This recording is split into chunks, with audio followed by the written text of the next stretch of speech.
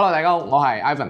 咁今日咧就又翻到嚟辦公室啦嚇。今期影片咧都係我哋前幾期拍過嘅一個主題，就係遠洋天鑄同奇觀悅來呢兩個3.5嘅住宅入邊，我應該點樣去揀啦嚇？因為天鑄有天鑄嘅優點。奇觀悅來都有優點，咁天鑄有缺點，奇觀悅來都有缺點嘅。睇下大家點樣去做取捨，係啦。天鑄嘅優點喺邊度咧？第一個就係佢嘅戶型實用率係好高嘅。第二個咧，佢嘅裝修又好靚啦嚇，全屋嘅華為智能系統啦。奇觀悅來嘅優點喺邊度咧？我哋知道天鑄係冇咩景望噶嘛，係咪先？但係奇觀悅來咧，高層嘅話係可以望到山景，即係佢真係好開闊嘅嗰種山景啦嚇。第二個咧就係佢嘅一個宋式園林深圳院95至尊咁嘅樣，就真係好吸引人嘅眼球嘅，係啦。實用率嚟講咧，奇觀悅來對比天鑄嚟講係會爭少少嘅，但係奇觀悅來佢係會有少少景望，所以就係今日影片咧就係我哋會對於呢個戶型總價上邊咧，仲有景觀上邊同大家做一個剖析啦。睇下大家點樣去做選擇嘅。因為點講咧，就係每一個樓盤佢都有優點同缺點，咁睇下自己再加最負嘅點係邊一度，咁我哋就去玩嗰個樓盤就 OK 噶啦嚇。即係喺中山點講，真係冇一個樓盤十全十美嘅，甚至依家我哋睇緊嘅保利朗悅啦。香山眾啦，係嘛？佢密度咁高啦，即係點講？即係都冇十全十美嘅。OK， 所以大家有優點有缺點，睇下自己最負嘅點喺邊度嚇。好 OK， 就我哋正式開始影片嘅內容啦。今期咧我哋就有奇觀悅來先講起先嘅。奇觀悅來咧，佢依家賣緊嘅就係1座同2座嘅單位。1座咧分別係有2個積嘅，01同02單位咧就123平嘅，咁總價講緊大概180萬到190萬之間嘅。03單位咧就106平，咁總價講緊就150萬。係啦，106平嘅話咧，佢實用咧就唔係特別高啦嚇。之前都有講過嘅，就係100% 左右。佢講緊實用咧係110平，係啦。如果係123平嘅話咧，佢實用就140平嘅。OK， 係啦。呢兩個咧就一棟嘅戶型。OK， 我哋再睇翻二棟啦。二棟咧就2梯2房嘅148平。但係佢嘅實用咧係可以講緊去到170幾、180平嘅，叫做5房雙套間啦嚇。對比天鑄嘅142平嚟講咧，佢都做唔到雙套間嘅。所以點講咧，就係呢一個單位可能講緊奇觀悅來嘅實用會高啲，但係佢總價又高啲咧，係咪先？250萬嘅總價喎，即係啱打250萬左右嚇。OK， 係啦。我哋先講翻一個奇觀悅來先。我哋由細講起啦。奇觀悅來咧就係106平嘅3房3房。格局咧同天鑄嘅116平其實係差唔多嘅，大家有啲似飛機戶型啦。價錢就點講咧？150萬尚且係大家接受嘅範圍之內。畢竟依家我哋睇緊市面上嘅一啲普通3.0嘅住宅啦，係嘛？例如澳豐啦，120平，佢可能講緊嘅實用都係100平多少少，但係呢度106平，佢實用有去到110平。價錢方面咧，150萬。佢呢個單位可以講係叫做奇觀悅來最，即係個景觀上邊咧係最靚嘅一個單位啦。因為106平嘅話，我哋都去睇過嘅，就係佢去到高層嗰時咧，可以望到嘅景觀咧就成個五桂山嘅一個山景。好開揚嘅，係啦，呢個第一個。第二個咧就係呢度咧，佢係遠離咗主幹道嘅，因為奇觀悅來佢前邊嗰一條路咧叫做港珠公路啦。真係行路講緊係2-3分鐘嘅時間，可以去到天虹購物商場嘅。對於生活上邊咧，佢係比較便利啲啦嚇。佢都唔會有咩特別大嘅噪音影響。呢個106平咧就同天鑄嚟講就冇咩話可比性嘅。但係即係因為有啲客戶咧，佢睇天鑄嘅時候，佢覺得天鑄冇咩景觀喎。因為依家116平嚟講啦嚇，中間嗰嚿咧就望住前邊一座。咁佢真係冇景望嘅就樓望樓。但係呢個106平嘅話，第一個佢價錢真係平嘅150萬。咁第二個咧就係佢高層可以望山景，視野好開闊，萬家燈火咧我哋都可以望到啦。呢個就奇觀悅來嘅106平都 OK 嘅。係啦，即係實用性係唔錯，但係依家106平咧，剩翻可以選嘅樓層唔多，最高，因為佢一座最高樓層咧係32層高嘅，咁啊依家106平03單位咧，最高層咧係去到18層嘅啫，啊最高層已經全部賣晒㗎啦，往下嗰啲咧又係賣晒㗎啦，所以冇咩單位可以揀。OK， 跟住嚟到0102單位嘅123平啦，咁123平咧01單位依家實用就大概140平，02單位咧就係150平嘅，因為點解？因為02單位咧喺隔離，咁佢預留咗有個電梯井嘅位置啦，咁嗰度咧就大概10個平方度嘅，但係呢個123平咧，佢嘅總價講緊係大概180萬啊，咁02單位咧同樣依家都係冇咩高樓層噶啦，往上走嘅話最高都係我印象中應該係剩翻個24樓同個頂樓嚇，睇下大家介唔介意呢個數字嘅啫。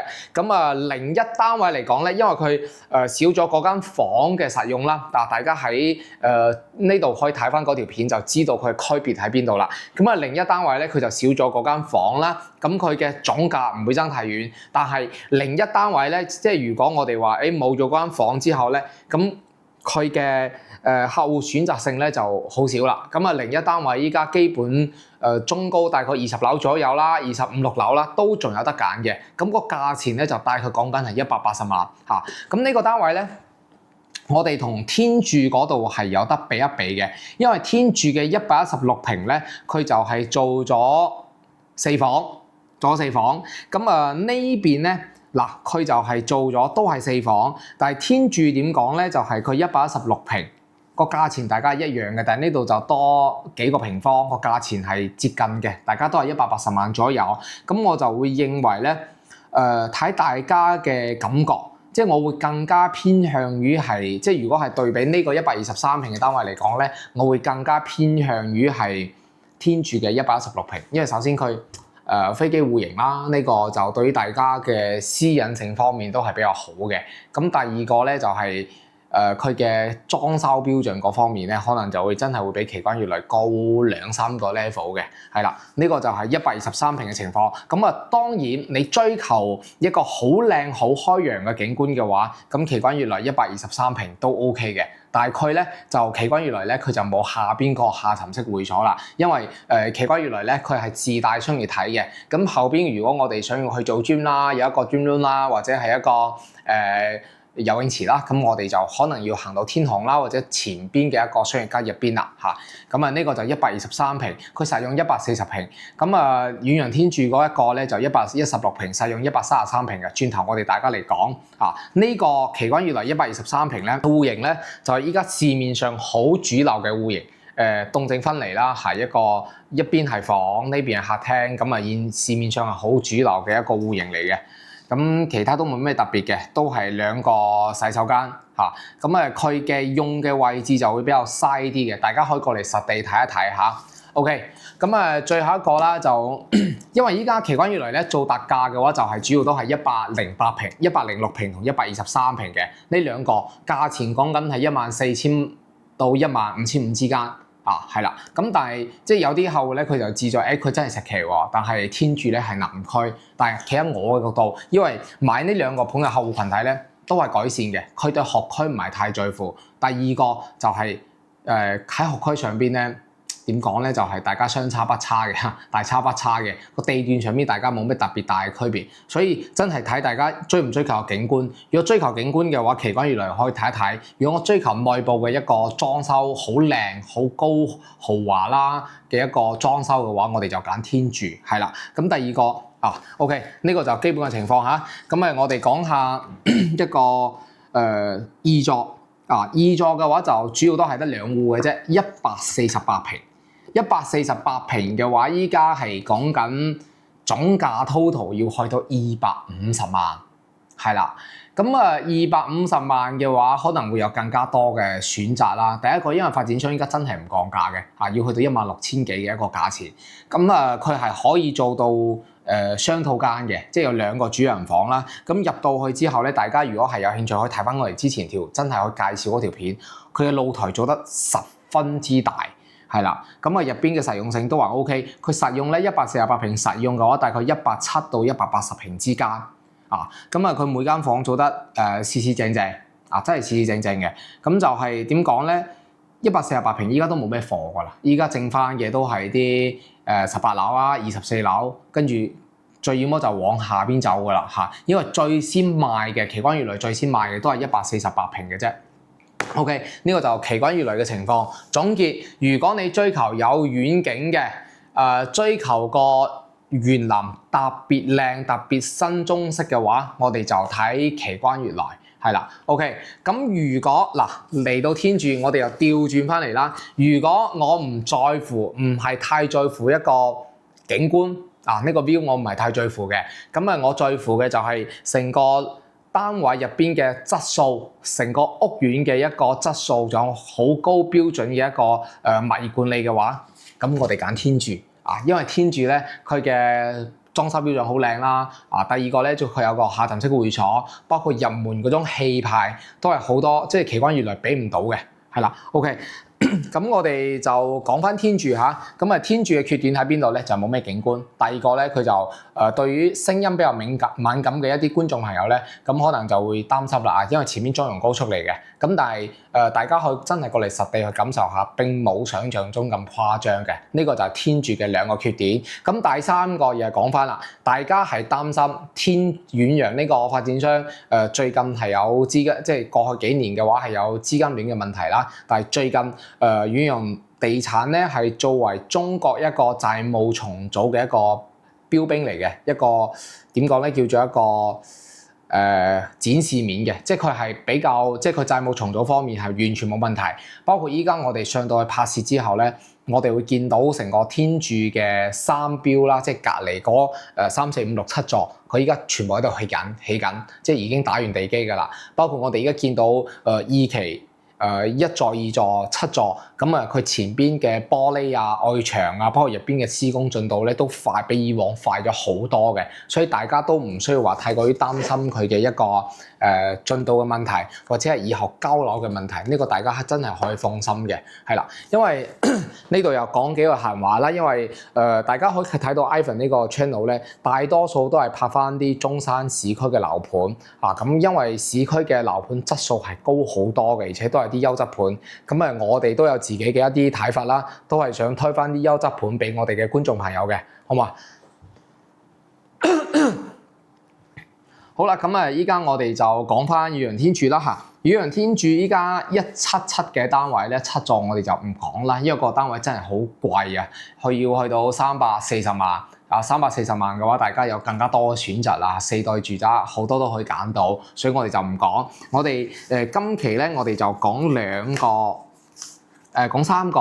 咁就遠洋天柱咧，依家賣緊咧係有3種戶型嘅。咁佢賣緊咧就依家係1座同2座嘅單位。1座咧係01、02單位咧142平，豎廳南北對流雙露台嘅。咁03單位嘅話係117平。OK， 咁2座嘅話咧就兩邊01、02都係142平，但係佢係橫廳嘅設計，係啦。咁03單位咧同樣都係116平，即係個格局咧就同一棟係一模一樣噶啦。咁目前嚟講啦，我哋最直接講翻個戶型先。嗱，依家咧天柱嘅116平總價講緊 total 係180零萬啦嚇，180零萬。咁當然依家發展商年底搞促銷一房一價嘅，咁價錢上邊咧都會有少少嘅空間可以同大家傾到嘅。有興趣嘅觀眾朋友掃描上方 QR code 聯絡 Ivan 好唔好啊 ？OK， 咁天柱嘅117平咧，講真一句嗱，大家睇片啦嚇。1座咧，佢就靠近前邊嘅中洋高速嘅，咁依家剩翻嘅基本都係同中洋高速係持平嗰種高度嘅，所以第一個噪音影響特別大，第二個咧就係個風水上邊咧可能唔係咁好，因為一把刀過嚟有個煞氣啦。咁第3個係咩咧？第3個就係冇咩景可以望嘅，係啦。咁但係佢價錢又平喎，14000零蚊都有噶啦。係啦，所以呢個就係一座嘅情況。咁二座嘅03有冇咧？有，咁啊依家中高嘅，比如12、3樓啦，都有得揀嘅，但係佢價錢又貴啲。咁第二個咧就係依家點講咧？就二座嘅03單位咧，佢會仲同一座嘅望住晒個樓間，佢又好窄咯。所以大家睇下大家點樣去選擇。如果天柱嘅話，都係講翻嗰句，我哋唔好追求景觀，但係佢嘅戶型真係好正，116平可以做到一個大嘅4房，因為佢又係同樣，佢都係飛機戶型嚟嘅，咁啊標準嘅4房啦，包括佢嘅客廳開間咧係有去到4.3米嘅，咁啊佢嘅長即係加埋個主露台嘅話，有去到7.7米嘅一個長露台。對於一個116平嚟講，佢嘅真係好闊，係嘛？係啦 ，OK。咁第二個就係佢嘅房間咧，2間房啦，主人房仲有一間客房咧，佢係朝南向嘅，咁個 size 都 OK 啦，但係佢真係冇咩景望。佢實用性係 OK 嘅，實用性嘅話117平實用係有去到130幾平嘅一個實用面積，咁總價咧就講緊係180萬左右，咁大家就可以攞翻天柱嘅117平同奇關悅來嘅123平去做一個對比嘅，呢兩個可以作為一個對標啦嚇。OK， 咁嚟到第二個戶型。好啦，咁我哋就嚟到第二個戶型啦。天柱嘅142平嘅一個橫廳設計，即係二座嘅01同02，就係後邊嗰座啦，可以望內園景嘅。跟住咧就離嗰條中陽高速咧就遠咗好多嘅。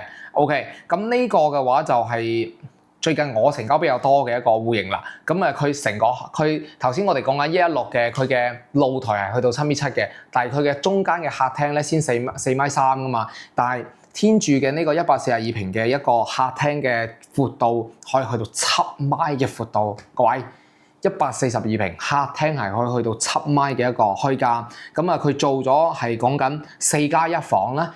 點解叫做4+1房咧？因為入門嘅左手邊嗰間房咧，我哋係可以用嚟做衣帽間或者作為一個家政間，因為佢呢個單位橫廳，佢得單露台嘅，咁我哋嘅洗衣機即係大眼仔放嘅地方咧，就唔需要擺到主露台個位啦，我哋可以放翻家政間嗰度，即係入門左手邊嗰間房嚇。咁呢個單位咧，實用性都 OK，142平可以去到接近170平嘅一個實用，咁總價咧就講緊大概 under 喺220萬啦嚇，即係睇下似乎你要唔要呢個禮品嘅活動啦，包括發展商嘅某一些活動，你想變現啦，定係有呢啲價值嘅一個活動喺入邊嘅一啲禮品喺入邊嘅，係啦，咁講緊大概都220萬左右，係啦，咁Ivan 都可以幫大家去傾到一個比較唔錯嘅一個價錢。好嘛？咁呢個就142平，大家可以將呢個142平同奇關悅來嘅148平去做一個對比嘅。